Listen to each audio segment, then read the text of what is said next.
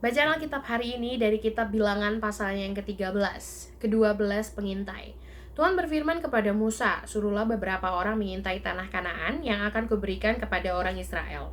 Dari setiap suku nenek moyang mereka haruslah kau suruh seorang, semuanya pemimpin-pemimpin di antara mereka. Lalu Musa menyuruh mereka dari padang gurun Paran, sesuai dengan titah Tuhan. Semua orang itu adalah kepala-kepala di antara orang Israel. Dan inilah nama-nama mereka, dari suku Ruben, Syamua bin Zakur, dari suku Simeon, Safat bin Hori, dari suku Yehuda, Kaleb bin Yefune, dari suku Isakar, Yigal bin Yusuf, dari suku Efraim, Hosea bin Nun, dari suku Benyamin, Palti bin Rafu, dari suku Zebulon, Gadiel bin Sodi, dari suku Yusuf, yakni dari suku Manasya, Gadi bin Susi, dari suku Dan, Amiel bin Gemali, dari suku Asher, Setur bin Mikael, dari suku Naftali, Nahbi bin Wopsi, dari suku Gad, Guel bin Maki. Itulah nama orang-orang yang disuruh Musa untuk mengintai negeri itu, dan Musa menamai Hosea bin Nun itu Yosua.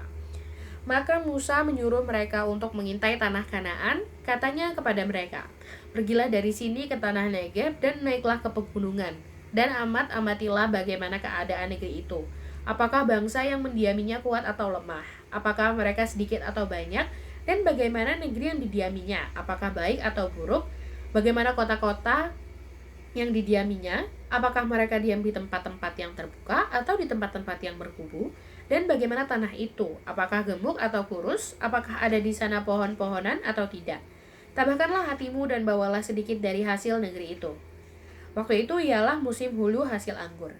Mereka pergi ke sana lalu mengintai negeri itu mulai dari padang gurun Zin sampai ke Rehob, ke jalan yang menuju ke Hamat. Mereka berjalan melalui tanah Negeb lalu sampai ke Hebron. Di sana ada Ahiman, Sesai dan Talmai, keturunan Enak. Hebron didirikan 7 tahun lebih dahulu dari Soan di Mesir. Ketika mereka sampai ke lembah Eskol, dipotong merekalah di sana suatu cabang dengan setandan buah anggurnya.